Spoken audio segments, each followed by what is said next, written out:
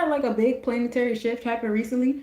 Neptune has entered Aries zodiac, and I wanted to talk to you guys a little bit about it. I also wanted to talk a little bit about the what do you call it? The full moon. What do you call it? The full moon that we have coming up on February 1st. Also, fix that a little bit. There you go. A little bit. A little bit. All right. So yes, I have a couple things that I want to talk to you guys about. So we're gonna get into it. I did some notes. I took some notes. You guys know I'm good for the notes, and I did take some to talk about it. As I every time I exit out of my Google document, it like refreshes. Hi, iconic. It refreshes, and then I gotta start over again, scrolling down to where I want to be. Just to let you guys know that the zodiac is all about our thought process, how we think things are. So even though we've just entered the Aries zodiac, we are still in the Pisces constellation. We're actually at the 5 degrees in the Pisces constellation. This is the Uttara Bhadrapada nakshatra. This goes from 3 degrees Pisces to 16 degrees Pisces. I did the mathematics. Let me put my notes out. So we know that it takes Neptune 165 years to make 12 to go through 12 zodiacs. That's about 13 to 14 years per zodiac. So I did the math, and so it boils down to Neptune moving about 2.3 degrees in a year. All right, we are so when Neptune went into Aries on the 0 degree, it was already in 5 degrees Pisces, meaning that it entered Pisces about 2.5 years ago. Okay. Um, and so we will be in Pisces constellation until February 5th, 2037. And then we'll finally be entering the Aries constellation, and that's bringing us up to Ashwini Nakshatra. But let's talk about Uttara Padra. Um, this spans from 2037, man. That's like 11 years from now. You'll be 22. Ooh. So this goes to 16 degrees Pisces. So we'll be in this space. As we're at a 5 degree already. We'll be here till was that 5, 16, that's 11. So 11 divided by 2-ish, 2-ish is like 5. So about like the next 5 years or so, we're going to be in this, nakshatra space. And it's ruled by Jupiter, and it carries the emotional and intuitive energies associated with the water sign. Being the latter part of Bhadrapada, it represents mature, grounded, and stable energies. And it has more so of a Saturn influence that brings structure, longevity, and spiritual lessons. Um, the symbol is a bed or a funeral pyre, which may be ominous but represents the culmination of cycles, the end of one phase and the transition into another, and symbolizes letting go of what no longer serves us, as well as transformation that comes from this release. And people born, that's something different. The deity that rules over this nakshatra is Ayur Budnaya, something like that. I don't know. Thank you. Hi, Mushroom Guy. Hey, Jessalia. I'm sorry if I butchered your name. Wasn't my intentions, but thank you. Um, but this is a serpent-like figure who resides in the underworld and represents deep, often hidden wisdom. The association with the deity suggests that emotional fulfillment may come from exploring deeper realms of subconscious emotions, hidden truths, and mystical experiences. This deity governs the waters of emotion and the unseen realms, guiding individuals to uncover the deeper emotional truths and spiritual purpose. So, emotional depth and stability is what Neptune is still in on, like the Vedic sidereal side of things. We still in that spiritual, mystical energy, transformations, the hidden wisdom, the metaphysical knowledge, meditation, contemplation, nurturing, yet like some type of restraint is still happening here. All right. And so that's what's happening there. At first, like I said, Neptune, it takes 165 years for Neptune to orbit. This is considered like 2 lifetimes because people, well, in my family, people, especially the women, live to be like 90, in their 90s to 100, if not over 100. But like the average is about 80, 80 something. You know what I'm saying? So it's like two lifetimes. Two grandparents, whatever. And so in this space, you live in living memories, okay? Six generations can also be had here if you give that, people are usually in their 30s when they have the next child. So, you divide the 165 by three, you get about 4, 5 to 6 generations. And like I said, getting into the mathematics, 13 years assigned, 2.3 degrees a year, about 0.19 degrees a month. Yeah, I did the math all the way down to the month. How much are we moving here? Neptune entered Aries on January 26, 2026, which was really cool because it was actually a day of one. So 2-6 is wisdom and our equality, having that balance, harmony, justice, and truth. And our 6, which is, we give what we receive. So now we're having a sense of equality and what we harvest in our space. And that brought us to 8, transformations, right? Empowering transformations at that. In numerology, 8 also deals with standing on business. So business pursuits are definitely heavy there as well. And then it would happen in the month of 1. So 1 is all about knowledge, taking initiative, being in our SAR, being in our Ketters, that Aquarian energy, the power to be one with all, getting into your oneness, okay? All of that fun stuff. What's a month? I don't know what you're saying.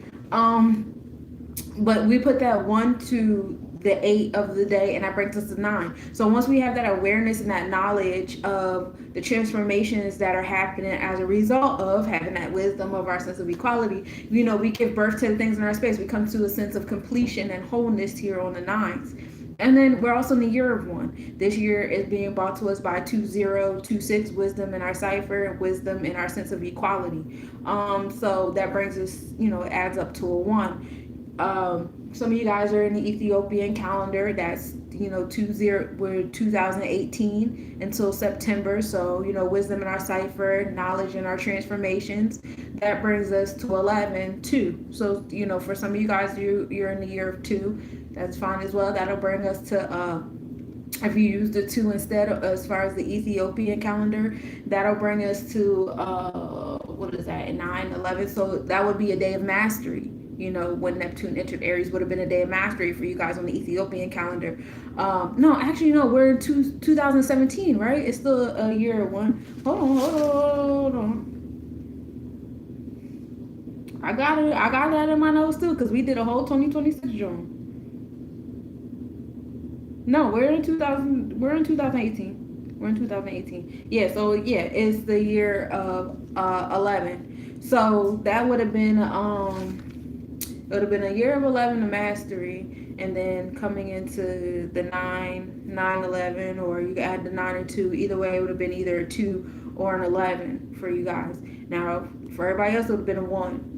Taking initiative, taking action, and Neptune entering that Aries energy. Be right back. All right, love. Taking initiative, taking action while Neptune is entering that cardinal leadership, fire energy, the Wands energy is pretty cool. We love it here. So it's a wonderful day of 1. We'll be here until 355, which is March 23rd, 2039, which is really interesting because Pluto entered Aquarius on March 23rd twice. So March 23rd seems to be a very special day, a very special number there. 2, 3, bringing wisdom of our understanding, truth to our creations, which is 5, power, and the month of 3 of expression, creations, and understanding, which brings 8, transformations. And that'll be 2039 is wisdom and our understanding and giving birth. So that's that'll be a year of 5, so, on a day of power and a year of power, ultimately that'll all add up to 4. So by the time Neptune, enters Taurus, Zodiac will be in that space of stability. Oh, that's a nice alignment too. So, we could rewind back even a little bit further. Now we done got all up into the mathematics of it all. And just to remind you that Neptune will be entering the Aries constellation on the Vedic and the sidereal chart on February 5th, 2037. So like I said, even though we've just entered Aries on the zodiac and our mindset, what's happening in our experience is still in Pisces. We're still in that Uttara Bhadrapada nakshatra, that lunar mansion. We are still at 5 degrees Pisces. All right, and 2 5, is it 253? So that's gonna be a day of 1 2, which is pretty cool. So it's still happening on the day of one, taking initiative. It depends on what calendar you choose to use, which constellation situation, astrology chart you choose to use. But the numbers still seem to be like somewhat the same, which is pretty cool. Um, so Neptune is the what, y'all? Neptune is the what. And what is Neptune? Neptune's placement is how you visualize the world, how you imagine the world to be, your sensitivities to your reality. All right. Neptune is all about spirituality, idealism, higher realms, subconscious dreams, where one needs healing, where one finds inspiration, psychic identity, the dimension of life that can't be experienced by the five senses. Psychic disorders, epilepsy, drug addiction, schizophrenia, insomnia, poisons the nervous system. Also, the thalamus is ruled by Neptune as well.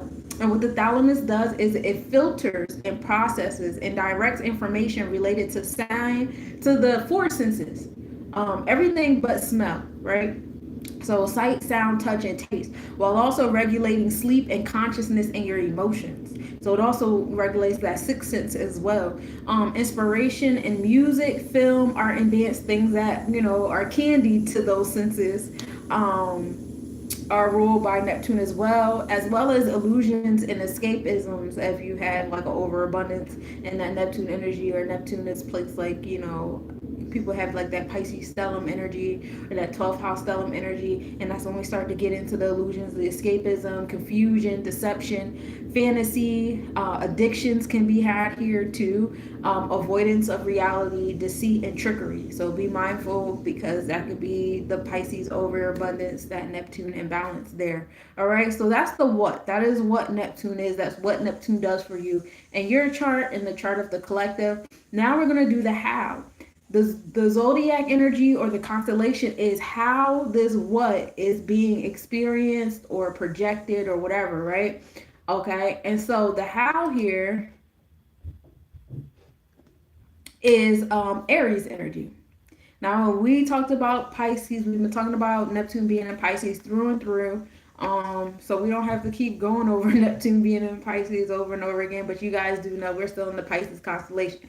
So let's talk about Aries. Aries is all about being courageous, energized, aggressive, leading new beginnings, fearlessness, enforcement, celestial. This is the celestial government, because Aries is associated with Hera Kahuti or Jabura, which is the celestial enforcer. Now we're dealing with the solar plexus here, how we enforce our internal law, right? Our ability to govern. Our celestial administrator is here as well. Then we get into the solar plexus chakra, our sense of control. What are you trying to control? How do you control it? We get into your passionate self, your confidence, how competitive you are, your impulsiveness, your ambitiousness, your how direct you are. What is your style of directness? Independence. Being in balance here in that Aries or that solar plexus chakra energy brings you to be short-tempered, impatient, aggressive, reckless, and moody.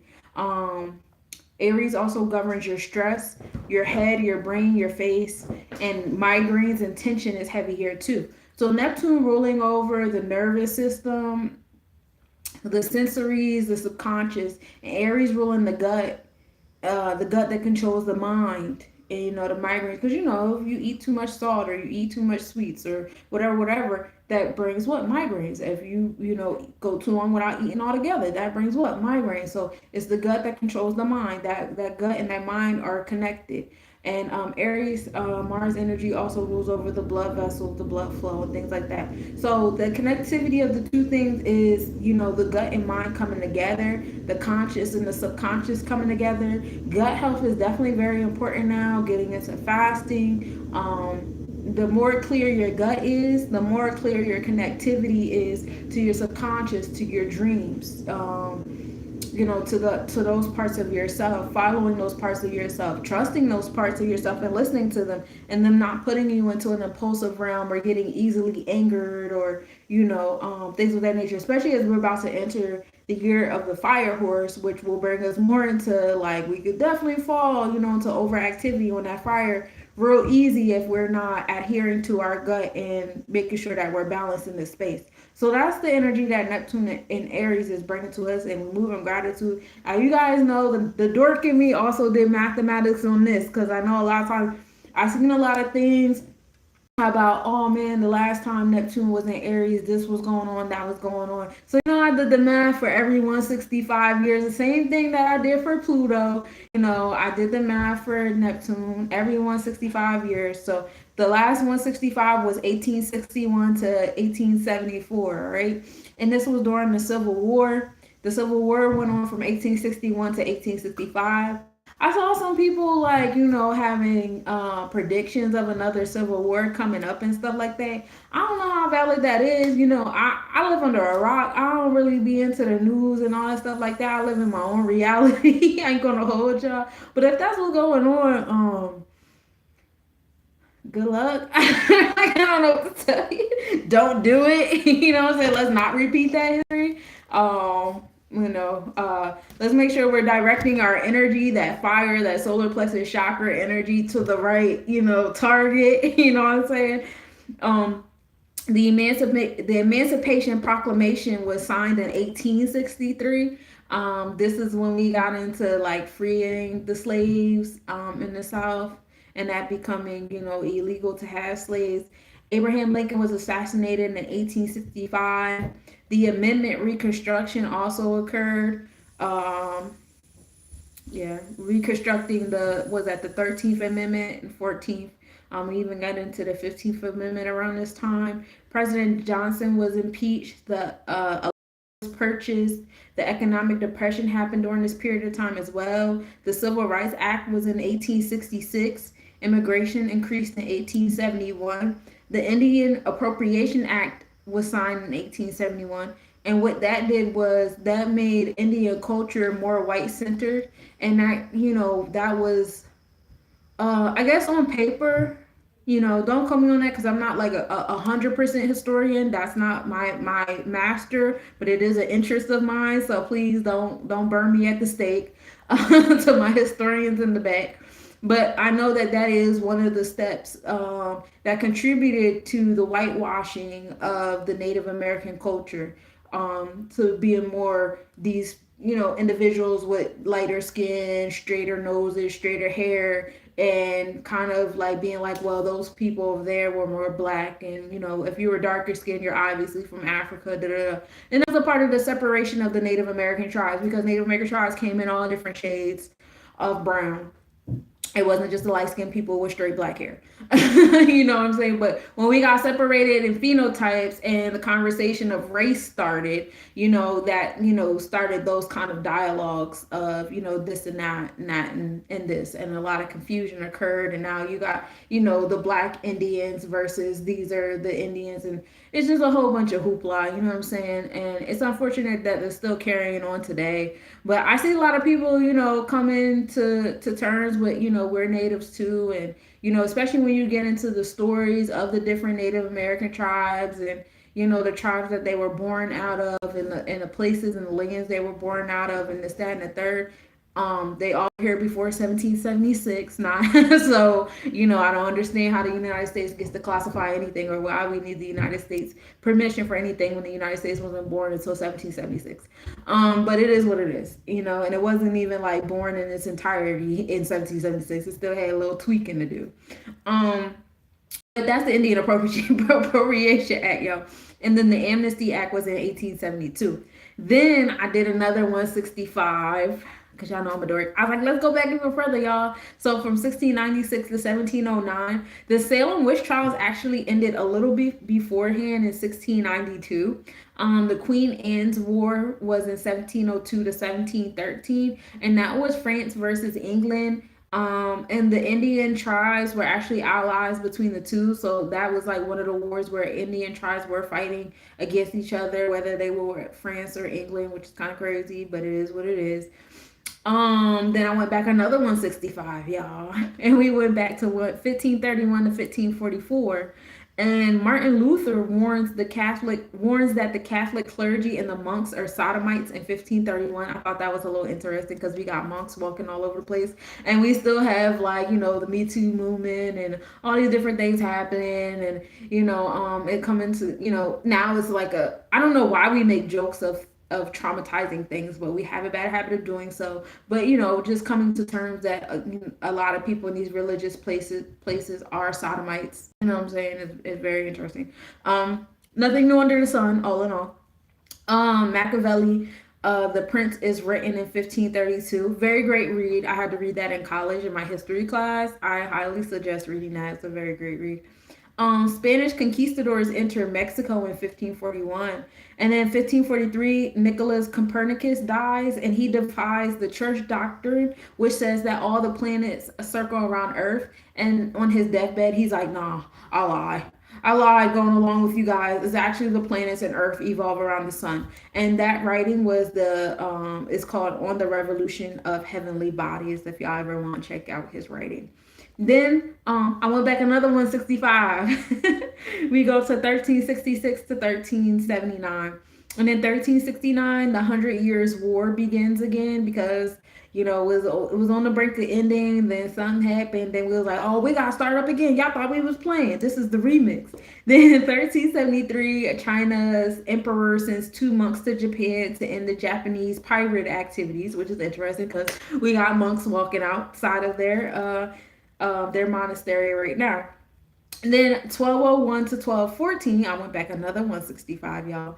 In 1202, Europeans, they learned the Arabic numerals rather than learning the Roman numerals, which is very interesting. It's like, oh, okay, which is interesting because in the education system, we don't learn the Arabic numerals. We actually learn the Roman numerals. So I'm like, when did we stop that to start that? So that's another rabbit hole to go down. We like that. We love rabbit holes, right? In 1202, the beginning of the Fourth Crusade over Jerusalem begins. At this point, the Muslims still rule over Jerusalem. And in 1204, the crusade fails, and Latin Romans replace the Greek Orthodox, and Muslims still control Jerusalem at this point in time. In 1203, the Empire of Ghana loses control of the gold trade. Interesting. I want to say that in 1204, that was around the time when they were doing weird stuff too. Like when it failed, there was like a 3-day festival of raping people, and it was weird. I learned a little bit about that, but I didn't write it down because I was like, what the hell? Yeah, it was weird. Anyway, in 1036 to 1049, that's another space, but I don't have any notes written for that, so it probably wasn't nothing super, that stuck out to me. And then another 165 was 871 to 884. In 874, Vikings settled in Iceland. The Mayan city Tikal is abandoned at this time as well. Then we go back to 706 to 719. In 708, boiled water became safer in China than regular water, and so that made tea popular in China, which is pretty cool. In 711, of course, is when the Muslim army goes to capture Spain, which is also a number that we deal with when we're dealing with Pluto and Aquarius too. So that alignment with Pluto and Aquarius and Neptune and Aries, you gotta remember, is around these times as well, which is pretty interesting. And 171, oh yeah, dang. I go back even further to 541 to 554. Please sit down over here. Scooby, sit down over here. Over here.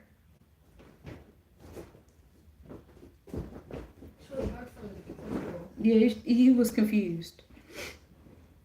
541 to 554. In 554, Pope and Catholics reign in Rome and Italy. In 550, Bhakti begins in India. In 376 to 389, Christian Germans called Goths take over the Romans in 378. And then in 384, Buddhism spreads through Korea, in North and South Korea, which is pretty interesting. In 171, did I put 171 on purpose? The Muslims conquer Land east of China. Oh yeah, yeah, yeah. Okay, so yeah, that was 7-Eleven, and then 770. No, 7-Eleven and 717. I think I got dyslexic here. I think that's supposed to say 717 because that's when the Muslims conquered the land east of China and they conquered Lisbon, the Caucasus area in Armenia. Um, and then from 211 to 224, I don't have anything significant. 446, the year 46, the year 59, I don't have anything significant too, but that's another time stamp of Neptune being in Aries. And then I even went back to BC because I was like, let me go back one time in the BC, one time for the one time. So 1116 BC is actually when Ptolemy the Eighth passes, and Cleopatra the Third chooses Ptolemy the Tenth, her son, to be the heir, but the Alexandrians force her to choose Ptolemy the Ninth from Cyprus instead. And so that's what's happening there. So I got into the history of Neptune being in Aries. We don't went over the mathematics of Neptune entering Aries. We went over the astrology of Neptune and Aries. We went over the history of Neptune and Aries. You see how I be giving y'all all this information? We love it here. So let's keep it going. Let's keep it going and flowing. It was something else that I wanted to do. I'm trying to think. I'm trying to think. Well, we also have the whole astrocartography thing where we get into like, the rulership of the energy over the map as we know it, right? So I have to look through those notes. Give me one second. I'll pull my babies out because you guys know I'm about to read y'all out. I don't want to hold you guys too long. Even though I usually end up holding you guys too long anyway, right? Mm-hmm. I'm not able to see the rest of the chat because I don't have my age verified. It's alright. You ain't missing nothing. Okay. So.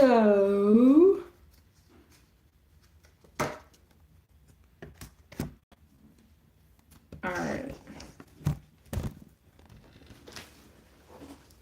Let me pull out my big notebook. This is the big one. The really, really big one. This is the big one. The really big one.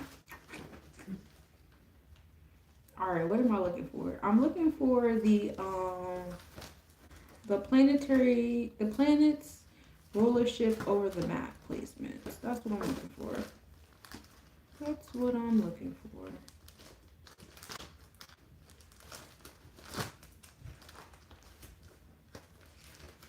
I want to say, no, it gotta be somewhere up here. I see the handwriting in my head. No, I just gotta find it.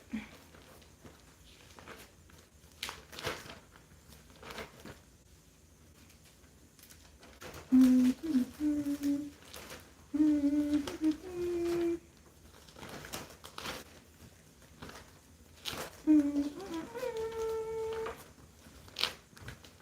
should have had this ready before but I didn't. So here we are. Oh, I'm getting close. Here we are. Okay, so Aries rules over Hong Kong, Sierra Leone, Zimbabwe, Senegal, England, Germany, Poland, Palestine, Israel, Syria, and Lithuania. And some major cities that Aries rules over is, that looks like that says Lancaster, Florence, Krakow, Naples, Utrecht, Marseilles, Birmingham, Cape Town, and Georgia. So those places might be in the in the paper in some type of way, shape, or form. On the forefront of things, like I said, Neptune deals with how we visualize, how we are interpreting our reality. And right now we're in the interpretation of Aries, which is being confident and courageous, being cardinal, being in leadership, enforcement. Again, be mindful of that impulsivity, that desire to control other people, places, things, situations, and ideas outside of us. That is a sign of an overbalanced solar plexus chakra where you find yourself trying to control things outside of yourself, um, especially people. And that's how we end up in these wars and these battles that Aries is heavily associated with. It doesn't have to be that way if you learn that the only thing that you can truly control is yourself. And hopefully the sensitivities and the subconscious energy and the inward energy of Neptune can help you guys realize those things. Otherwise, a lot of wars and battles are going to be started because of your feelings, and that's going to be kind of crazy. Now, as far as on 126.1, when we had the initial like transit planetary thing happening, we actually had a triangle happening in the sky. You already know Neptune and Saturn was at the top of that triangle. Saturn is only 2 degrees away from Neptune. Saturn will be entering Aries in February. In fact, I'll give you guys the exact date. Hold on a second. I got it in my handy dandy notebook. Saturn enters Aries zodiac. Oh, on Valentine's Day, on 2/14, y'all. Like a few days before the new moon, and we enter the year of the fire horse. Ooh, that's a nice little preset. Okay, we like it. So yeah, Saturn enters Aries on the 14th, y'all. And then we have a retrograde happening like a week later. No, like 2 weeks later. Mercury's shadow starts February 12th. And then the actual retrograde starts on the 26th, just to let y'all know. But yeah, so we have a triangle in the sky starting with the vertex, Neptune and Saturn. You know, Neptune and Saturn being over there in Aries officially, while Neptune and the vertex being over there in Aries officially bring the new beginnings, the cardinal energy, the leadership, that warrior, that spirit. What is it like? I don't want to use the word wounded, like the warrior spirit. You know what I'm saying? The warrior healer, you know, the connectivity. Now, when Saturn comes to Neptune, it's time for the protectors and the healers to come together. Now, that's a nice sense of wholeness there. That's heavy on the Aries energy. You may start to see more power couples in the spiritual realm on that Aries energy, between that connectivity between the protectors and the healers starting to come together, which is something that has needed to happen for a very long time. But hopefully it does. I won't say hopefully, it will start to happen more and more. You'll start to see the protectors and the healers come together when Saturn catches up with Neptune over there in Aries. Not even just on a romantic level, because Aries don't really deal too much on the romance. It do deal with like sexual energy though. But it definitely, hey Greg, how you doing, love? Hey CM, how you doing, babe? But it definitely deals with them taking the lead. So you seeing like leadership groups, like maybe a healing organization, a group of healers, a mystery school or something, and then these militant, this militant organization, or the militant faction of an organization, or a micronation or something comes and aligns with the healers or whatever, what have you. Something like that starting to happen. So if you guys are with some type of organization, some type of group of protectors, y'all need to start aligning with the healers. And if you guys are in a group of healers, y'all need to start aligning with the militants. That connectivity needs to happen with these two placements moving over in Aries. And that's what this triangle is creating. At the base of the triangle, we still have Uranus providing those progressive pushes over there in Taurus in the 7th house.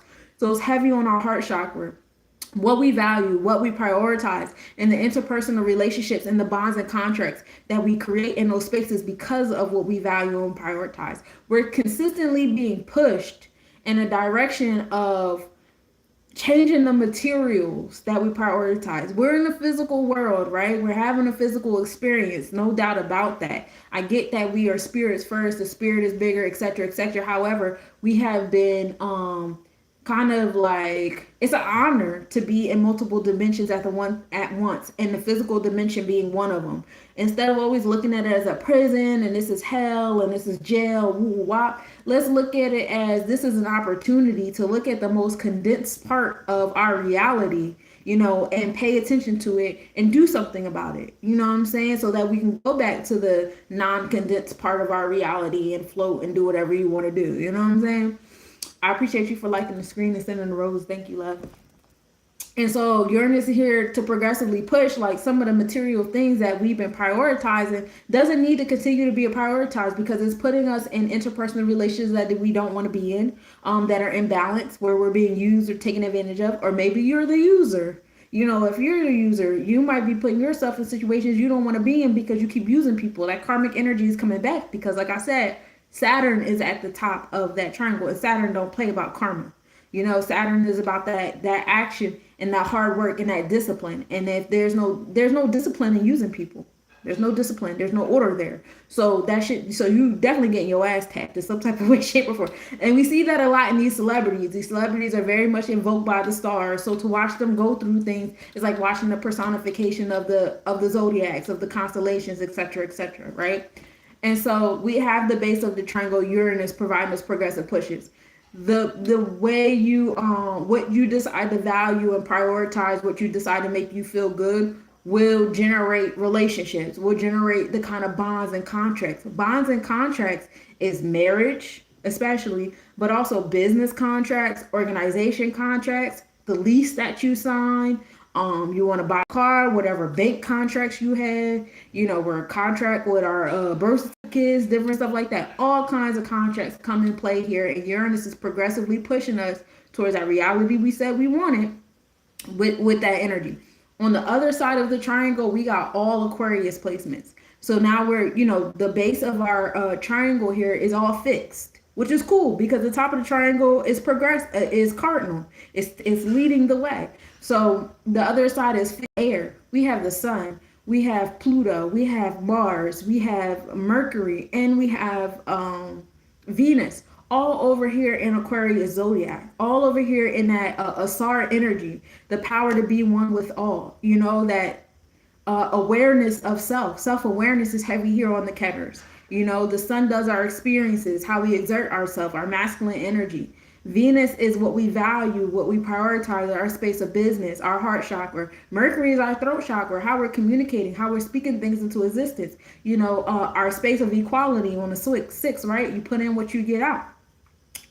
Pluto is about transformations, building and destroying. So how do you feel as an Aquarius, Gregory, having all these placements over there? You got your sun, you got your throat chakra, your heart chakra over here. Pluto and Mars make up the solar plexus chakra here too. So it's a lot of like speaking what you want to enforce into your space and letting your heart be in alignment with that and seeing how your experiences are coming forth. And this is all happening in the fourth house. This is home and family, our safe spaces, nurturing spaces. Aquarius is all about being unique, doing things that's never been done before, right? Unique and united though. You know what I'm saying? Being a humanitarian is here with Aquarius, but being sure that the humanitarianism is not coming from an egotistic place. Now, if the humanitarianism is coming from an egotistic place, then it's not. Then it's overactivity here. You know what I'm saying? It's an imbalance here. If you find yourself being a rebel without a cause, or a rebel without discipline, you're too far into the Jupiter or the Uranus aspect of Aquarius, and you kind of did away with the Saturn. You want to have a balance of all three if you can. You know what I'm saying? You want to pull that magician card. But yeah, all those placements over there. So it's we're very balanced and strong on our bases of this triangle. So creating here, and I thought that was pretty cool. I thought that was pretty cool. Now, when we get to the new moon, my guys, we still have those placements over there in Aquarius. You got the sun, Venus, Mercury, Pluto, and Mars, like I said. Now, opposite, of course, we have the moon. We also have the earth opposite. The earth is always opposite of, wherever the sun is. So earth is also in Leo with the moon. In addition to this being in Leo with Aquarius, it's also Cancer, Capricorn. If you look at it on the Vedic chart, in my shadow band, I don't go live as much as I used to because I went back to school. So I've been getting swamped in schoolwork on top of like one of my side hustles is doing other people's homework. So I haven't been on live. I usually now I just come here on Wednesdays, but last night I fell asleep. So I don't know if I'm being shadow banned when I do decide to go on live, but I've noticed that if I go too long without being on live, when I come here, it's like I've never been here before. It's like, dang, y'all gonna treat me like that? Like I wasn't up here every day, twice a day, shooting in the gym. That's crazy. Um, but it's cool. I'm finding my rhythm. It's week three. It's week three. I only got like 18 credits, and this semester is 15. So next semester they squeezing it in because they trying to get some money. So because I'm going from on campus to online, they added a couple cut. I only have 2 semesters and then I'm done, y'all. Then I got my degree and we can relax a little bit. I just I really like being here and I like to do. I don't need it, but you know what it is? I was about to get to that. I was about to get to that. I don't like charging y'all for my services. And I don't be feeling like, and maybe that's me in my head, but I don't be feeling like people want to pay me for my services. And it's just like, okay, cool. I get tired of getting these long monologues about how I shouldn't be charging people and blah blah blah blah blah. And it's like, well, I have to make money. I got kids, I got land, but in order to build on my land to make it a livable space for my children, I have to have money, y'all. I can't just be sitting around doing stuff for free all day every day. That's not how this it's not how this world works. I wish that it was different, but it's not like that. You know what I'm saying? I have to purchase resources so I can be off grid or I could be where I'm at. So I do. I have a niche unique to me. I align your astrology charts to your chakras and your sephiros and your netters. I also make jewelry that accommodates your chart. I have a whole niche. I have a whole thing. And I have workshops. I'll come to you wherever you are and I will host a workshop, even virtually. I teach classes, I do one-on-one sessions. I've been doing this for years. This is what I do. And I do have some people that do chart that do pay me for it. But yeah, all in all, I need to make money. I need to pay my bills. And so it's not easy to sell and market my stuff online.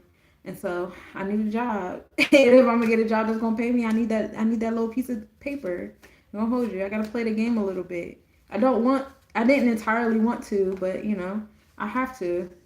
Cause sitting online and just begging people for money it feels like I'm begging at this point. Don't you want to read it? Don't you want a class? Don't you want to like I don't like it. I don't like how it makes me feel. And I was looking for like a booking agent, like somebody do it for me and you could just take a cut of what I make, you know what I'm saying? But I haven't been able to manifest that in enough time yet. I just got people like, well, you could take my class. You could pay me and take my class and learn how to do it yourself. Like, bro, I know how to do it. I don't want to do it. That's what I'm saying. But neither here nor there. You know, this is me trying to play the game. But thank you for your well wishes and your words of wisdom. I appreciate you. So yeah, we have these placements over here, and we have the moon in opposition. So the moon and Earth is in opposition over here. That's what makes the new moon energy, is when the moon is in opposition of the sun. Now when the not new moon, I'm sorry, full moon energy is when the moon is in opposition of the sun. We have new moon when everybody is in the same space. All right.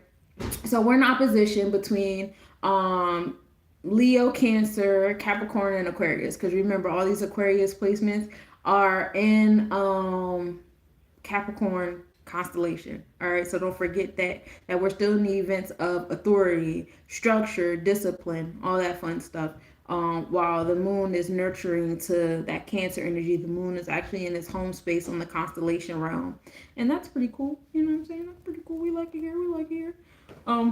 Excuse me. Wow, really? Yeah. Oh, that's your name. I like that.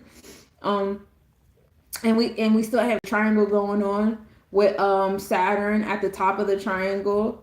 Neptune has already moved off to 0 degrees, and now it's in conjunction with the vertex of what we attract over there in the Aries zodiac, getting closer and closer to the MC line that we have in Aries energy. So when you're in that cardinal leadership energy and you're taking initiative and you're pulling that wands card and you're taking action and stuff like that, you are coming to your successful self. All right, so don't forget that. And We have Neptune been on his lonesome over there in Cancer Zodiac. It's all right though. We love you over there, Cancer in the Cancer Zodiac. Fortune is a little bit in opposition. It's like like 8 degrees off in opposition to Fortune. But Jupiter's providing that expansion, that abundance, and that philanthropy on our sense of belonging, how we nurture ourselves, how we nurture each other. So this is where a lot of wellness comes into play. Also, creating safe spaces, developing home development. People that are trying to create like places for people to live. Some of you guys are creating sustainable places. Some of you guys are creating independent communities. Some of you guys are doing the off-grid thing. Some of you guys are buying tiny houses, building mobile homes, woo-wop. All of those things are very lucrative spaces and businesses to be in with Jupiter, because Jupiter also rules over business. Jupiter also rules over long-term planning. So all of that being in Cancer, that's what it's doing. So all my spiritualists, my wellness people, my nurturing people, my people in the waters, and my people that's dealing with homes and safe spaces and stuff like that. You guys, business should be very well for you guys with Jupiter over there in 17 degrees. It's still over there in Gemini constellation. So, in the event of things, Jupiter's still providing that expansion and that abundance to community and communication. So, you're still having that in your experiences while we're still in the planning phase of Jupiter being in Cancer. All right. And that's cool. We love it there, right? Lilith is also over there in Sagittarius energy, giving us the primordial rebellious energy with our sensual, sexual selves, our reproductive self, and our philosophies, how we give to others is as a form of rebellion too. So a lot of you guys that are giving back to others, helping each other out, you guys are learning. Some of you guys, oh, it's 9/19, y'all. It's my birthday time. Some of you guys are learning the hard way that your sense of philanthropy is a act of rebellion, an act of activism. You know what I'm saying? The people that are supposed to be for us, supposed to be helping us, supporting us, the government, they don't like us helping each other. And so more things that we do for each other is becoming more and more illegal. You can't give out blankets. You can't give out umbrellas. You can't give out tents. You can't do da da da da. And that's going to keep happening because Lilith is only in 4 degrees Sagittarius. So we got about 26 more degrees to go with Lilith over here in Sagittarius. And a lot of our philosophies and our ways of thinking and our wisdom is pulling the rebellion out of us, our primordial self, what we truly desire here in this space and time. And kudos to us for doing that. So let's get into these readings, y'all. I love this for us. First, I want to get into fire. So we know for the full moon, we got the moon over there. We have the first and second house, touching the Leo energy. So Leo's is more so about nurturing here, being going more inward, paying attention to your home and family, paying attention to your safe spaces. Your intuition is heavy here. I won't say dreams of subconscious because that's more like Neptunian than it is the moon. But the fact that we do have Neptune now in Aries, you guys should be feeling that too. So Aries, having Neptune now we can bring it to the deep waters of our subconscious, our dreams, our Akashic records. So fire energy is more so going into, I guess, a sense of, I don't want to say isolation, but definitely going inward. It's time to go inward and do some internal work. Pay attention to your emotions, pay attention to your intuition, pay attention to what comforts you. You guys, my fire energies, you guys are about to start being somewhat of the pioneers to the healing, of the collective. You'll see more fire signs coming out. Like I said, this is the connectivity between the protector and the healer. So a lot of people that have been in the protective realm, a lot of our warriors are, there are dun-dun-dun-duns, you know what I'm saying? Having more introspection here, dealing more with their emotions here. Also dealing with their wounds. The wounded healer lives here too because Chiron is also in Aries, as you guys know.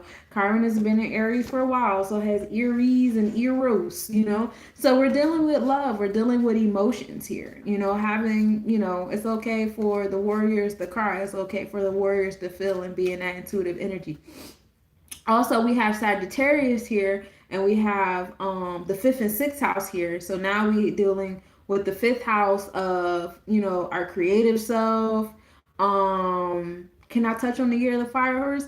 Yeah, I'm a horse. I don't know if you know this or not, but baby. But I got you. Hey, Rue, how you doing, love? I could definitely touch on the horse. Um, well, since we're talking about fire right now, let me finish this thought real quick, and I got you. But Lilith is all about, our primordial self and getting rebellious. And I talked about that a little bit about how, you're getting more into yourself. You realize that your act of philanthropy is activism and rebellious, and it's coming from a childlike self. Like your inner child already had the answers of like, hey, why don't we just house everybody? Why don't we just hand this out? Why don't we just help people? This, that, and the third. And being more creative.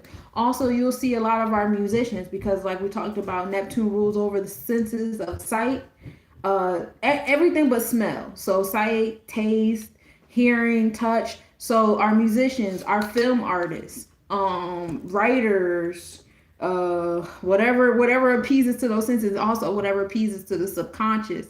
So those of you guys that make like frequencies, those of you guys that make the films that got like double triple meanings attached to it, all that different stuff, you guys are going to be coming to the forefront. It's time for you guys to take action on this fire energy. So I really want y'all to go inward, and all that comes from you guys going inward, paying attention to your dreams, your aspirations, the voices in your head, your illusions that you want to create for people.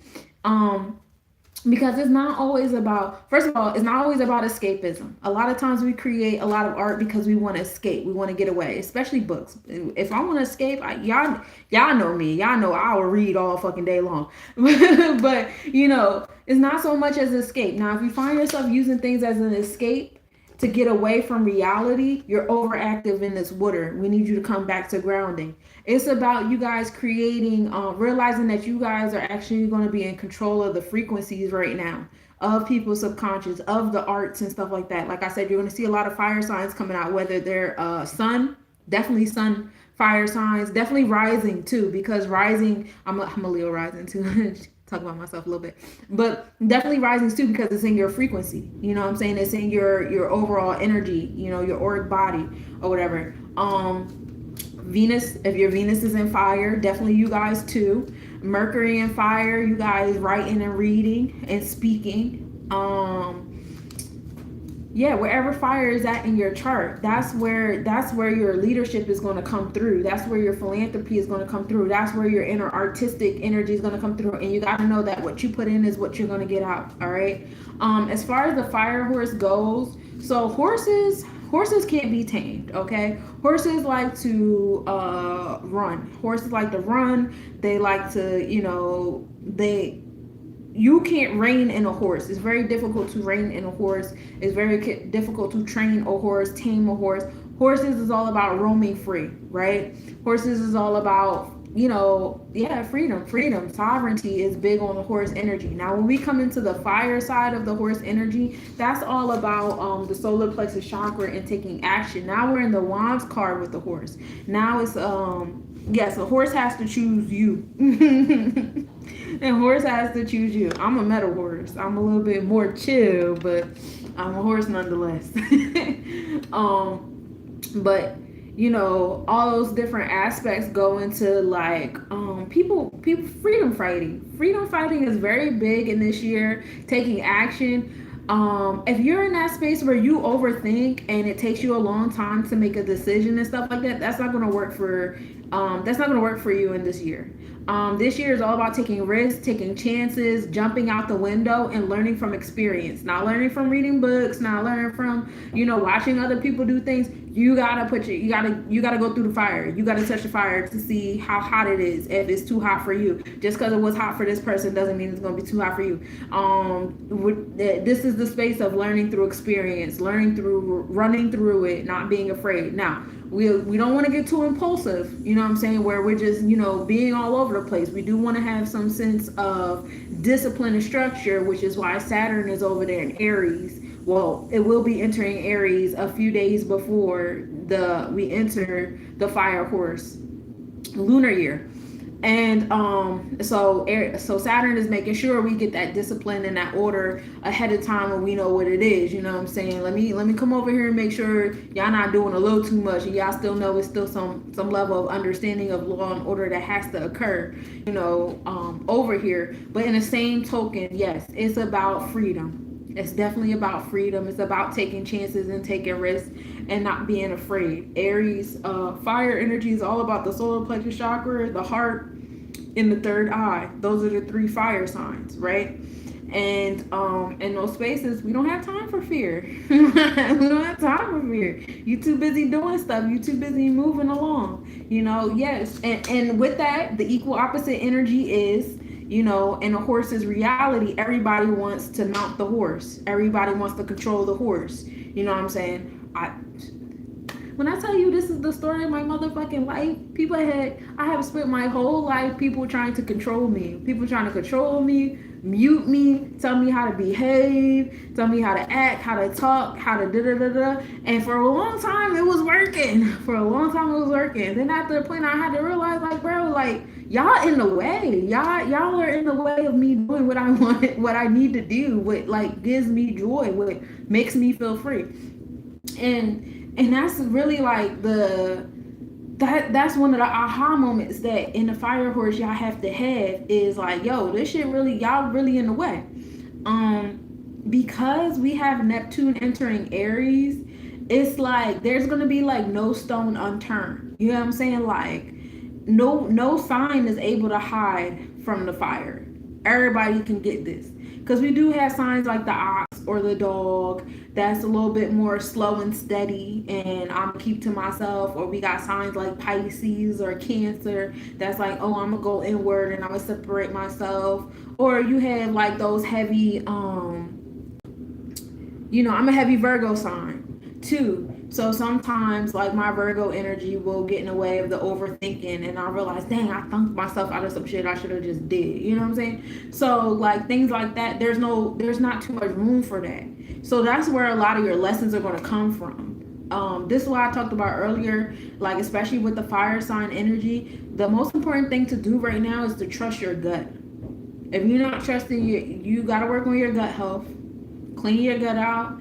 In this space and time, like I said, everybody gonna try to mount the horses. Everybody's gonna try to mount the horses. What's the best way to mount a horse is to control the gut. If you can control the gut, you can control the mind, because you can create a whole bunch of parasites in the gut. I'm doing somebody's bio class right now. And I was reading this journal on people's stomach ailments being attached to bacteria. Bacteria is one of the main is actually the main cause. Depends on what kind of bacteria you have stuck to your gut. A lot of this food that we eat in has bacteria on it that can survive in the gut if you ingest it.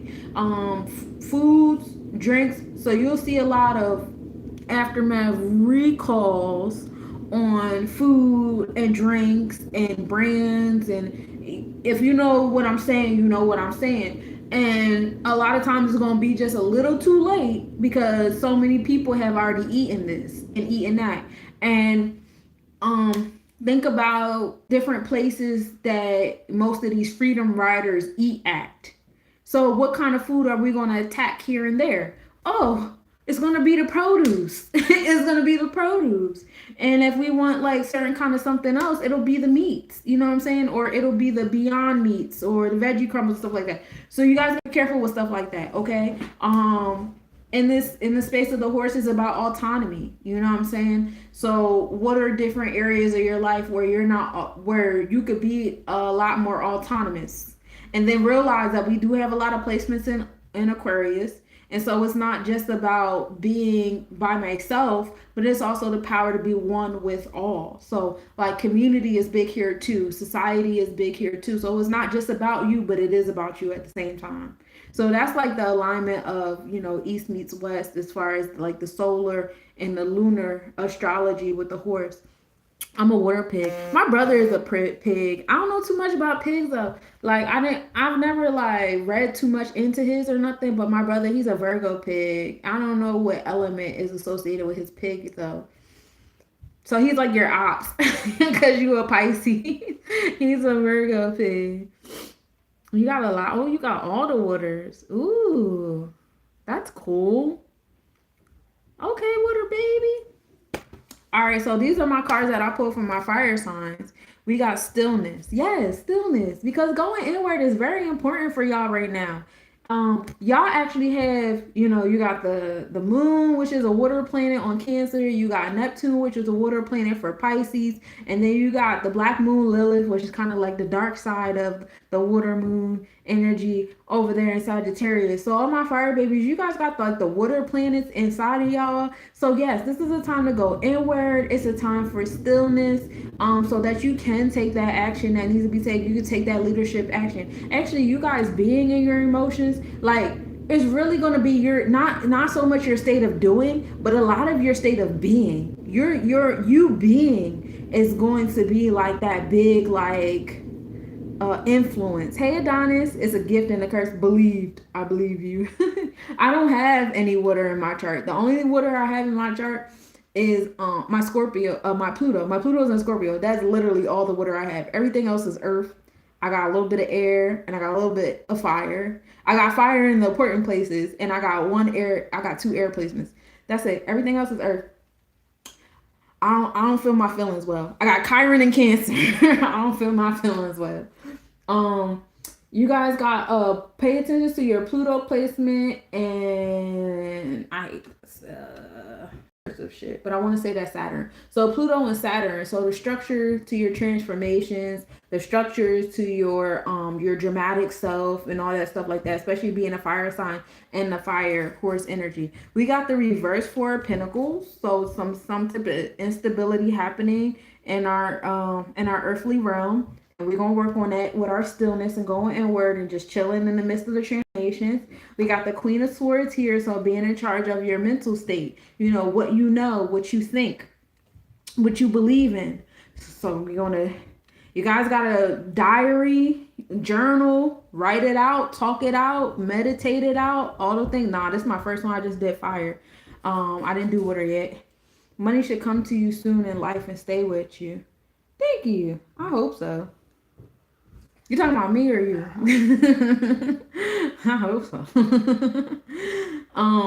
But you get fire babies. Y'all work on y'all thought process. Y'all need to, just relax, just take a breath. Especially because when we enter the fire horse, it's gonna be a lot of like motivation and push to like, oh, I gotta do this, I gotta do that, da da da. But us starting the full moon, and for some of you guys that follow that Hindu calendar that makes the full moon a new lunar cycle, for you guys it's kind of like you're starting that lunar cycle with the emotions, with the going inward, with learning your state of being and what you need and all that stuff like that, and let it reflect. Now, what parts of stuff are we going to focus on? We're going to focus on our Page of Swords. You guys are in control of what you think. It's not nobody implanting it on your mind, nobody controlling you. You're not a puppet on a string. You are in control. You're the writer of your thoughts and with your beliefs. And it brings you to Malkuth. So grounding yourself is important here too. Grounding yourself in that Page of Swords. Also, the dissipating solar plexus chakra. Some of you fire signs is not using your fire. That's wherever fire is at in your chart. Y'all been letting that fire sit on the sidelines because y'all like, oh, I would rather focus on this over here or focus on that. And you guys are letting your solar plexus chakra dissipate. Let's not do that. Let's not do that. When I say go inward, I'm not talking about go inward and do nothing and then just sit inside of self. That's not what I'm talking about. When I say go inward, it's like you need to, recalibrate yourself, restructure yourself, find out, what you like, what you don't like, what thoughts and feelings are in your way, what makes you super impulsive, what angers you, what triggers you. You need to have these things compartmentalized, so you can learn how to use what, when certain things are being used against you when, and how to move accordingly. And then, just be in it. And by you being in it, this would not be happening because you'll naturally be in flow. You'll naturally be in motion of what you should be doing. We don't want our solar plexus chakra dissipating because it's like you're wasting your time. I haven't watched that one movie where Eddie Murphy plays God in a long time, but somebody had like reposted the end clip where they were talking about you know the average person has 75 years. That's 75 winters, 75 summers, 75 springs, 75 autumns. And that doesn't seem like a lot. Don't waste it. You know what I'm saying? Don't waste it. And y'all don't want to keep wasting cuz y'all don't even know if y'all going to get the whole 75. And what did you do with the ones that you have? You know, you keep putting them to the side because you're afraid of your fire. Ooh, when I speak to y'all, I'm speaking to myself. Relax. But you know, you don't want to let that keep going. We do have some bad news coming up for my fire babies, but it's okay. Bad news is never really bad news. It's more so redirection. It's redirecting you somewhere else you need to be, somewhere else you need to go. It might be that push that you need up under your ass to get something done. You know what I'm saying? Some of y'all sitting and chilling because y'all used to y'all fire energy being coddled and coupled with whatever other energies you have around you. You know what I'm saying? And maybe some bad news needs to happen for you to get up. What you said? All that earth in your chart is shit. Right, that's what I'm saying. It's all Virgo. Sun, Moon, Mercury, Venus all in Virgo. Then my Saturn, Neptune, and Uranus are in Capricorn. You know, that's hard work. Hard work. Um and what's the other Earth John? Taurus. I don't have a Taurus placement. Now if you go on my Vedic chart, my Mars is in Taurus, but on the tropical, since we're talking about tropical, that's Gemini. Now on the Vedic chart, my sun and moon are still in Virgo, but my Mercury and Venus are in Leo. My Mars is in Taurus, and my Saturn, Neptune, and Uranus are all Sagittarius. So it's still like heavy on the earth and fire. So I'm mostly earth and fire. Reap that harvest, sis. Yeah, I feel that what I put in is what I always get out. No doubt. No doubt at all. It's just staying focused on it. It's just staying focused. That Mars and Gemini had me everywhere. That's why I'm like, let me go back to school so I can create some sense of stability in my space. I like teaching. Let me go and let me teach or something and not be how I make my money. And that way I could do everything else or whatever. Because this social media marketing and all this stuff, it seems so easy for everybody. It's not easy for me. I don't know. I gotta get into the reading. Yeah. New is never easy. It's not even new no more. I've been doing this for too long. Oh, then I guess you're just bad. Yeah, I'm just bad at it. Which is crazy because my North Node is in Aquarius. I'm supposed to be getting good at it, I guess. I'm not doing a good job. All right, let's get into the air, y'all. So my air babies, you guys have, so for Libra, my cardinal air, y'all got the IC line. So y'all got the third and the fourth. So you got your community, but then you also got your safe space and your intimacy here. Your sense of belonging is in Libra. So finding that balance between the give and take, you know, bonds and contracts, being in your truth, that'll help you attract the community you're supposed to attract. I know a lot of people, you know, wearing masks about where they're supposed to be and what they're supposed to be doing and this, that, and the third. Me either. It's not easy for me. It's not easy for me. I don't understand how people be doing it. I be trying to get my one kid to help me because he's a computer whiz, but which one? The older one that won't do anything. But I gave that up. But yeah, so Libra is all about bonds and contracts, and if you be in your truth, if you be in your authenticity and moving in fairness in your community and stuff like that, you know, you get that back. We like balanced scales, and if your scales ain't balanced in your community or your scales ain't balanced in your home and stuff, recalibrate that. You know, we want to recalibrate it. Then you have Aquarius. Y'all top heavy. Y'all got, it's a party over there in Aquarius in the levels of society.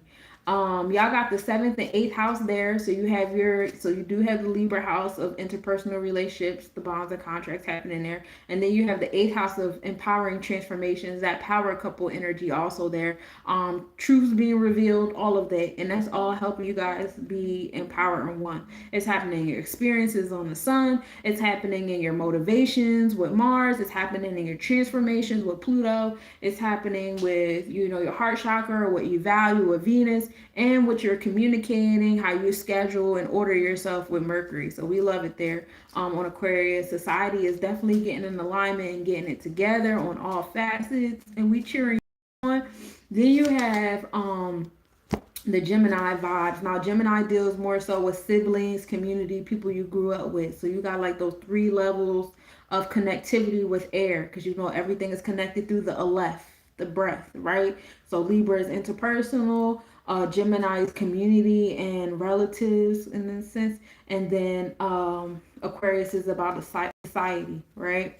Um, so for Gemini, you have the 11th and the 12th house. So you have that space of well, you have the 11th house, you know, as you can see, the air houses are also kind of mixed into the different houses. So you have society coming into your community. You know, we know what's happening in society, and you have the Libra bonds happening in society, and then you have the community over there in Libra. So we have, you know, this interconnectivity between the different relationships. So your different connections should connect you to other people outside of those connections. Somebody knows somebody that knows somebody that's going to connect you back to ground zero. And you guys are going to see a lot of that. Oh, you know this person? Oh, you know that person? And it's going to bring you back to one. So you'll see your connections and your circle starting to come back into, it's so deeply interwoven. It is. You're going to start to see those connectivities coming back to ground zero. The circles, I won't say they're getting smaller, but they're starting to see be more like coming back into each other instead of them just being out and about and just floating. Um, the 12th is the 12th house is that Pisces house, which is the subconscious, the dreams, the connectivity. You know, this is all Akashic built here. You know what I'm saying? So you have that connectivity between the waters and the airs for my air babies. You guys connecting, you know, how you feel and what you know is really, really important. Connecting your intuition, your spiritual self to your intellectual self is very important for my air babies. Um, and everything, it just leads you back up to society. Everything leads back up to the Ketters, you know, the roots of the above, you know what I'm saying, our Asara self, the power to be one with all. And so as you guys, you know, start to create those circles and start having better conversations with those circles and the spirit circles, and I see retreats, and um I see like the healers really coming to the forefront for real. This is a great time for the healers, especially with Neptune making that transition, which we'll get into. Well, we already got into with the Aries, right? Um, but yeah, we love it here. So let's get into it. So you guys, surrendering, surrender to the circles. Surrender to the water energy that you guys are about to endure. Because, you know, I know my air babies, y'all like to be all over the place and you be like to be here, there, and everywhere. But this kind of like water will slow you guys down. Okay, so water will slow you guys down a little bit. You guys too are gonna have the experience of going inward, just like the fire energy, you know. And this is like to contain you a little bit more, and it's just like learning to surrender to the spirit, the emotions, the intuition, the wisdom of the things. This is a divine connection between the air and the water. You have Neptune here. I brought up Neptune, right? We didn't talk about Neptune. Not really. I guess we are going to talk about Neptune. We have Neptune here dealing with the subconscious. You know, you guys, who has Pisces? Gemini, the community comes into the Pisces house. So, and then we have the moon here. Who goes into the moon? Libra energy goes into the moon house of the fourth house. So, you know, you guys have that connectivity between the waters happening here for you guys, getting into your intuition, your emotions, and your third eye. And it's fun there.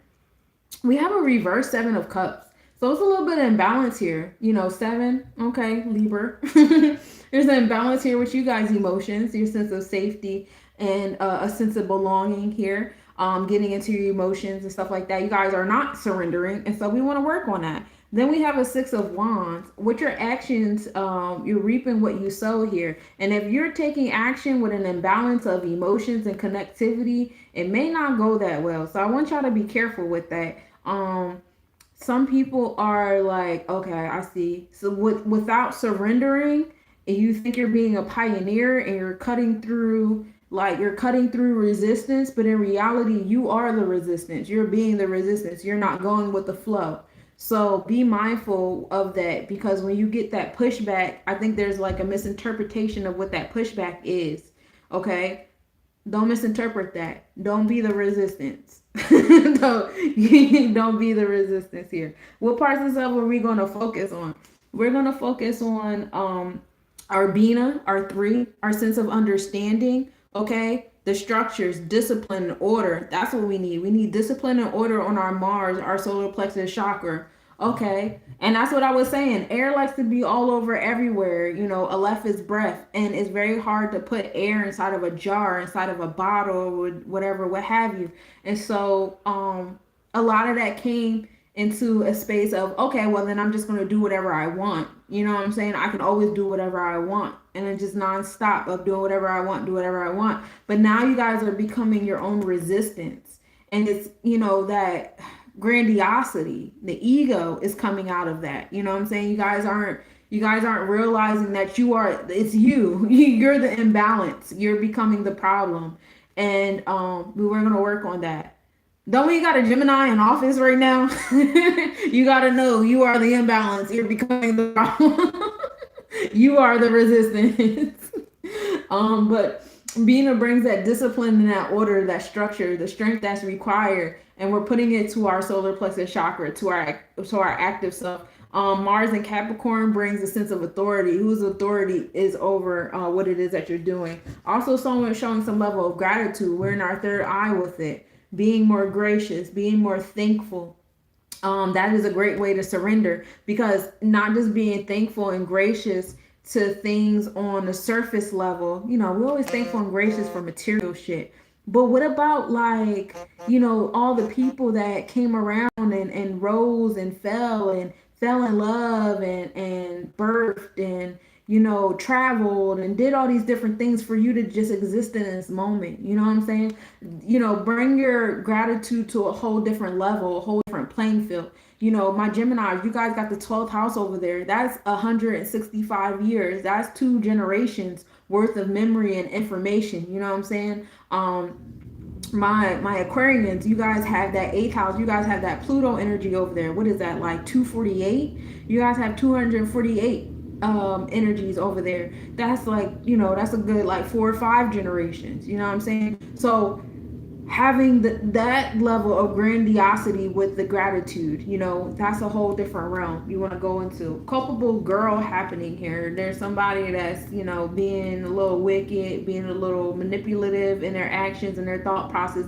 Be mindful of that. If that's you, be mindful of you, because remember that 6, there's a 6 on your wands. There's a 6 on that manipulation. There's a, you know, what goes around comes around on the 6, y'all. You know, this is reaping what you sow. So be mindful of that if this is you, and also give grace if it's somebody else around you, because like it's not your responsibility to be somebody's karma. You know, they are their own karma. They're in their own action. So that equal opposite reaction is physics. It's going to come. It's not your responsibility. Okay, so that's for air. Let's get into water.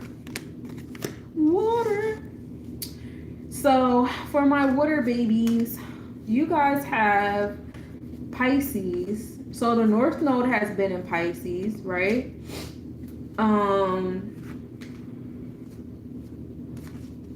Eventually we're gonna have the North Node go over to Aquarius, but I think we have like a couple more weeks before that. Right now we're not there yet. Right, we're not there yet. Trying to find the North and South Node here. Yeah, it's still Pisces. Still Pisces Virgo. But yeah, so we have Pisces here. We have the 8th house of transformation and the 9th house of expansion, abundance, and wholeness. So you have that Scorpio Sagittarius house, that blend between the intuition and taking action here. Okay. So that's what we have in Pisces. We also have Saturn over there in the last couple degrees, holding on to the last leg over there in Pisces, bringing that last little bit of structure, a balance of challenges to our illusions, the delusions, the people that have been creating the delusions, right? We've had a lot of people that have been bringing some level of deceit and trickery into our space. And, you know, Saturn is, you know, showing like who that is in authority that's been bringing the trickery, that's bringing the deceit. And we've seen a lot of that in the 1s and 0s. seeing the different people in authority, who's been deceitful all along in the past, the present, and the future. Shouts to my internet historians, those of you guys who have been so passionate about providing this information and doing investigative journalism and stuff like that. It's been so fire to, see, people so passionate about being a part of this Saturn and Pisces, providing challenges to the things that we've been believing in, that things that have been cloaking us, the wizard behind the curtain, that's what you guys have been doing, and it's really cool. So kudos to y'all. Y'all deserve y'all flowers, definitely, because it's something that people went to college for years, and were on these major news channels for years, and they would never do it. And here you guys are doing it, in the comfort of your home on your own time. Most of you guys for free. Just because of the passion of it, and that's a big deal. That's a big deal. That's not something to be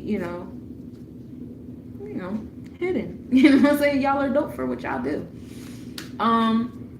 So also in the water, we have Jupiter providing that expansion, that abundance. Jupiter deals with philanthropy, our sense of wisdom. Hey, Sheik, how you doing, love? Jupiter also deals with long-term planning. Now we get into our sense of business planning here.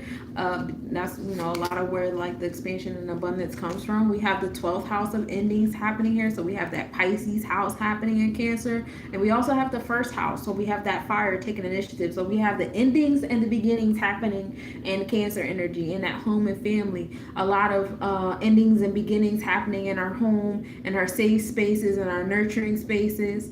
Our intuitive self, and our feminine energy, the connectivity with our mothers, all those different things. A lot of womb healing going on, which brings a lot of endings to things, and opening up new beginnings for others. It's a lot about like going inward with the waters, but also taking action. Again, this comes into like the connectivity between the protector and the healer. We got a lot of warrior healing things going on. That connection between the water and the fire, and learning that water doesn't have to go to war with fire, or fire doesn't have to go to war with water, or protect itself against the water. They can go hand in hand. You know what I'm saying? They can be together. You guys can be together. You can love each other. We can take action and be emotional at the same time. We can rest. We can learn how to nurture ourselves and be in activity. You know what I'm saying? Mars don't have to hate it in Cancer. You know what I'm saying? The moon don't have to hate it in Aries. We can love both. We love the connectivity of both. Okay. This is the divine blend between how I feel and what I'm doing. How I feel and what I'm doing. And connected too. How do you feel about what you're doing? Start asking yourself that. And when you're in these moments, especially like I have this timer on my phone, every couple hours or so it might go off, and it'll be like, yo, check. I have a bad habit of clenching my teeth, especially in my sleep. If I'm super stressed about something, my body can't handle stress anymore. I'm like, last year was so like intense for me in the realms of survival mode that I think I broke my body. I think I broke my body. So now this year, like my body like literally cannot handle no level of stress. I immediately, a whole bunch of shit starts happening. Like, we can't do this anymore, Sunshine. You have to find something else to do. So now I've created little signals for myself to like, get out of the overthinking mode. So like on one of my things, on one of my alarms, it'll say like, are you clenching your teeth? and a lot of times the answer is yes. Or I'll have one that be like, are your shoulders up? And a lot of times my answer is yes. Put them shoulders down. Relax your body, relax your spirit, relax your mind. And just and yeah, I need to put one in. Like, what are you doing right now? And how do you feel about what you're doing right now? And why do you feel that way? How do you feel about what you're feeling? You know what I'm saying? Do you want to do something different? Is there something different you would rather be doing? What is it? How do you think that'll make you feel? You know what I'm saying? Imagine how that would make you feel. Like, these are things that work for me. They might not work for you, but they work for me. So maybe if you try it, maybe it might work for you. Or maybe Sunshine is crazy. We don't know. It might be true. Whatever. But that's what the connectivity between this fire and water that's happening in all my fire signs. I'm on fire, right? No, I'm in water. The connectivity between fire, water, and all the water signs. You guys got all the fire and water with y'all. So, yeah, y'all gotta learn how to be and do at the same time. You know, all the waters, you see how all the air is about connectivity and communication and togetherness between the interpersonal relationships to the community to society. Water is kind of like the opposite, where it's like levels of exclusivity. You got Cancer that's like, I'm just gonna go in my home. Then you got Pisces that, oh, you got you got Pisces that's like, oh, I'm just gonna detach all the way into the subconscious in my dreams. And then you got Scorpio of, yeah, I'm just going to seclude myself into like business and power over here. Like, these are all different like forms of detachment and exclusivity. And it's just like, it's time to learn how to bring those waters into connectivity, to bring those waters into action.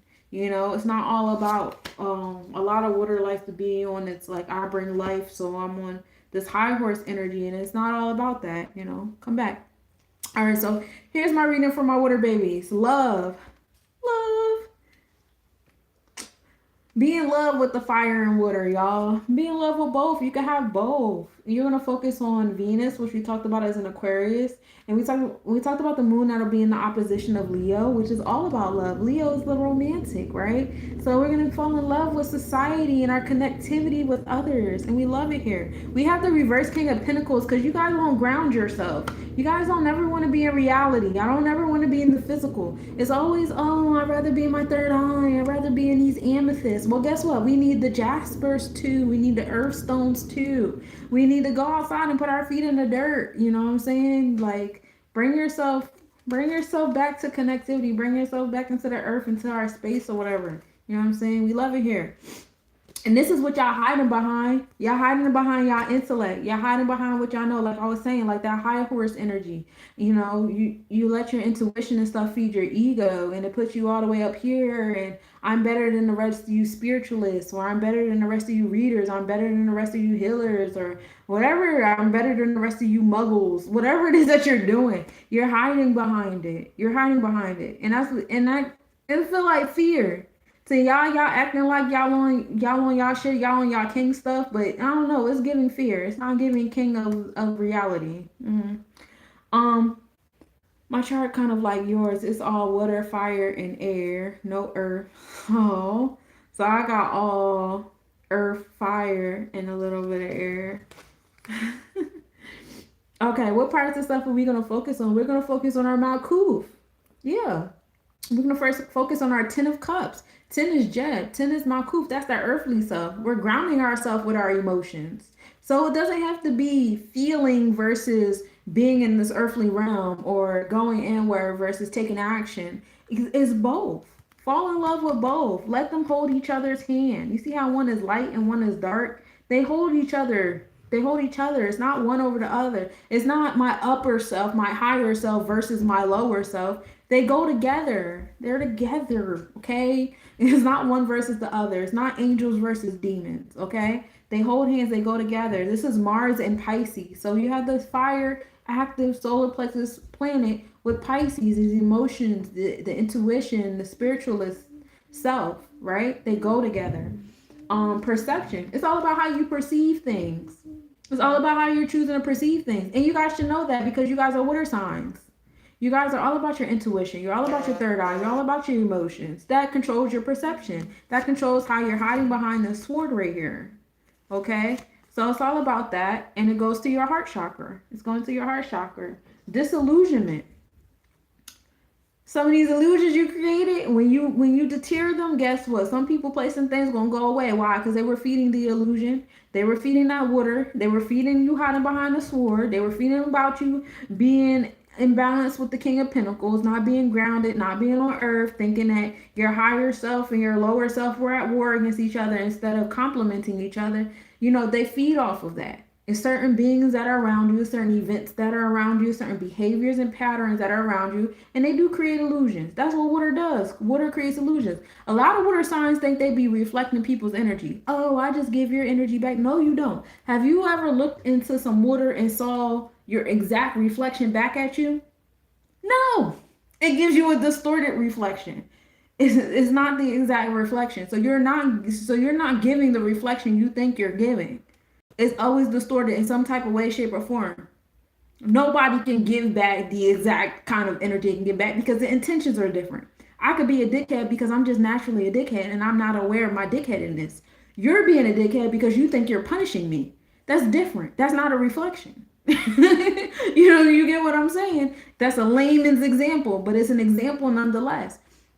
A lot of these illusions of the reflections y'all think y'all giving back, and they're gonna go away because it was never real. It was never real. It was what you created. All right, so that's my water babies. Y'all got to learn how to embrace the water and fire together. They are not separate. Your upper and lower self belong together. So last but certainly not least, we're gonna do my earth babies, and then I'm gonna let y'all go. So let's start with Capricorn. Capricorn, you guys got Earth, you got the sixth house. So, Capricorn is all about hard work, right? Slow and steady wins the race. How are we going to get this done? We deal with structure, discipline, order, right? We love it here on the Earth. Sixth house is how we're scheduling and organizing ourselves with the Earth. How are we being of service here? Seventh house is interpersonal relationships, bonds, and contracts. So it seems like my Earth babies, you guys, maybe you're on the wrong app. You need YouTube. I'm on YouTube too right now. I be on both. So now, if I go on YouTube and I do YouTube every day, it's the same thing for TikTok. If I'm up here every day, it'll be great. Up here for 30 days every day is great. It's just life starts lifing at me, and I don't be up here every day for 30 days. No, actually, I have been up here for 30 days, and by the time I got to the 30th day, I had a really good feedback. What's your YouTube? It's Less Nobodies. LESNOBODIES. I'll be up there. But my earth babies, you guys are having a connectivity between being grounded and your intellectual self, your connectivity with others. So you guys are going outward too. So my earth babies and my air babies, you guys are learning how to be a part of society, being connected with people. Capricorn and Aquarius, you guys have that seventh house of interpersonal relationships, bonds, and contracts. Expect Capricorn and Aquarius to align in some type of way, shape, or form. Um, then we have, which is cool because Capricorn is all about hard work and determination, while Aquarius is out there and about there. So them two being together is kind of cool because they're both ruled by Saturn as well, and having those bonds together is pretty cool. Then you have Taurus, our fixed Earth sign, all about what you value, what you prioritize, making things all pretty and being in our creative stuff. Our heart chakra. You guys have the 10th house of Capricorn. So discipline coming to my Taurus energy. You guys need discipline. You guys need structure. You guys need the challenges that bring you to strength for what it is you're trying to do. Everything not supposed to come to you easily. So expect some challenges in this space. Uranus is still over there providing you guys with progressive pushes, and that's happening towards the 11th house, which is what is the 11th house? The 11th house is the Aquarius house. So now we're in that space of society. So you guys, as you guys are being progressively pushed out of, the material things and, that balance between what I feel and what I have, right? Um, you know, Uranus is helping you guys push through those values and bring some things to a close. Also, yeah, society is paying attention. Aquarius also rules over electronic communication, so we get into the internet there too. So, for the Taurus placements of value and prioritize, probably like what you're saying, Red. Get on the internet about it. You know what I'm saying? Put it out there. Put it up there.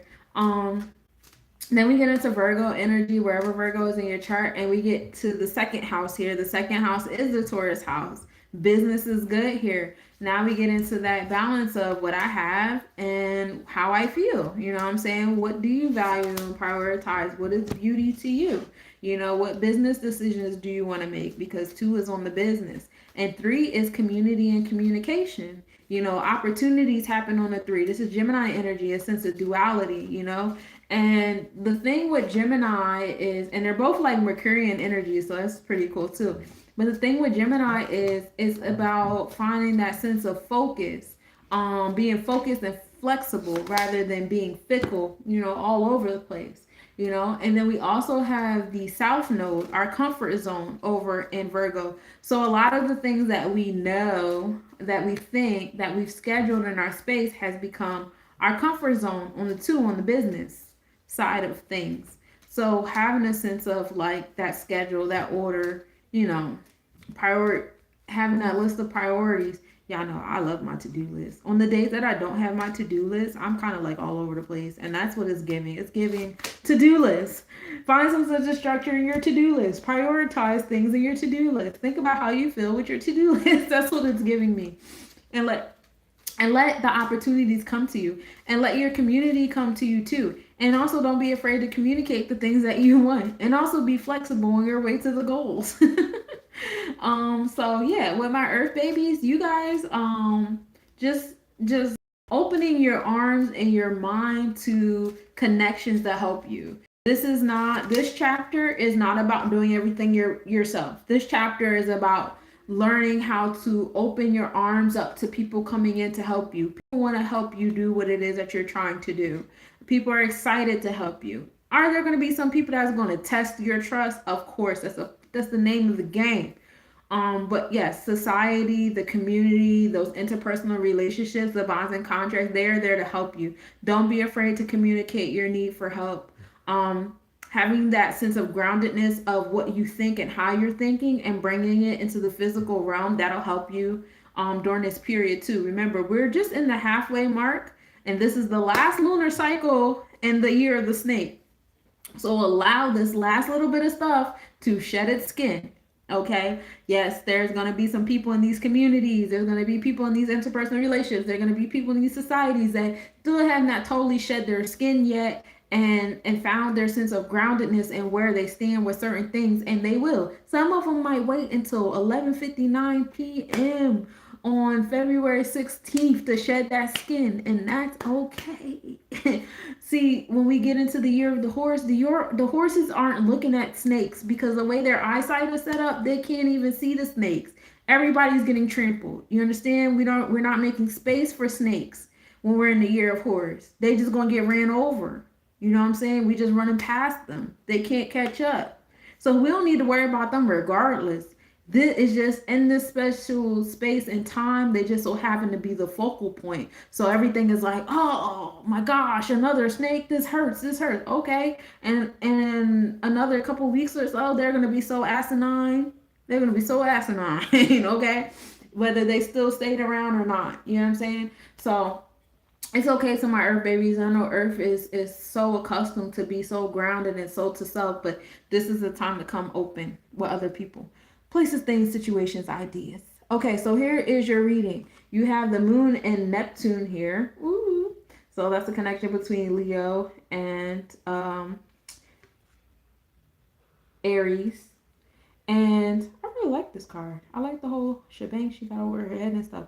But this is all about psychic healing. Psychic healing for my earth babies. Healing your thought process, and your inner healer and stuff. Your connectivity with other people. Being in your empress self. I like these cards I picked for y'all. Ooh, we like it here. Being your empress self. You got all the elements. You can do all the things. You just sitting pretty. We love it here. And then also Seven of Pentacles here too. Finding balance between our emotional self, our connections, our balance, being in our truth. Okay. What part of self are we going to focus on? We're going to focus on the Princess of Cups. This is our Malkuth, our earthly experience. So we have that connectivity between our emotions and our earthly experience here, being in charge of our intuition, being in charge of our emotions.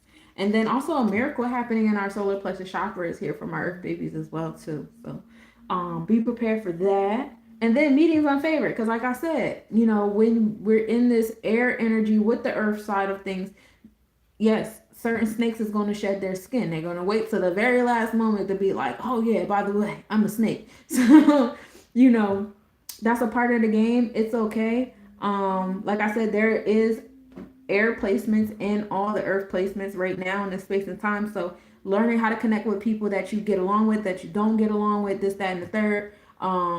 It's all a part of it. I know a lot of times people walk into communities and they have these projections that it's supposed to be like Candyland and everybody's supposed to get along, especially when people come into like the conscious community or the quote unquote spiritual community, or even joining a new church and stuff like that. You have all these projections of how perfect you think it's supposed to be, and you start meeting all the energy that's not in alignment with that perfection, and it turns you off. And it's like, well, I thought it was supposed to be like this. Well, I guess you all suck. Be mindful of those projections. Because snakes are in all lawns, snakes are in all grasses. No grass is exempt from that. You know what I'm saying? So, yeah, you're going to meet the shadow side of these communities. You're going to meet the shadow side of these organizations. You're going to have unfavorable meetings. However, there are good ones that, are there too. So don't give up. You know what I'm saying? And for those of you guys that are in these spaces and you do see people having a bad time or a hard time, be that light. You know what I'm saying? Be that light in those spaces where you see someone having a hard time or having a difficult experience. Especially if you're that kind of person. Like, it's cool. And so that's what I have for the Earth babies. So, like I said, Earth sign, you guys are all air and earth right now. You guys are grounding your connections with people. My fire signs, you guys are all fire and earth right now. So you're taking action and grounding yourself in those actions. My water babies, you guys are all water and fire. So learning how to take actions with those intuitions, those emotions, and things like that. And who did I forget? I did earth, I did fire, I didn't do air, right? Whatever. Air, you guys are air and water. So you guys are learning how to, align what you think and how you feel together. So, everybody has their split of elements to work on for the rest of this lunar cycle. And I will see you guys next Wednesday. Oh, I'm, in some type of way, shape, or form, I'll make myself around to come back on a daily to do the daily mathematics like I used to. Just give me grace because I'm still, I don't know. I'm still getting my work ethic in order. I'm still getting my work ethic in order. I'll be out of it. And trying not to overfill my schedule with too much stuff. But I'm coming back around. I got y'all. I got y'all. I got me. We gonna make it work.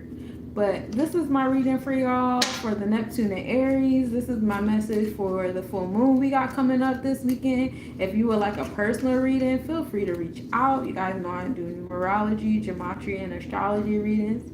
I appreciate y'all for tapping in with me and spending some time with me. And y'all have a good evening. Peace, peace, y'all. Please educate Allah's children equally. I do my best. I do my best.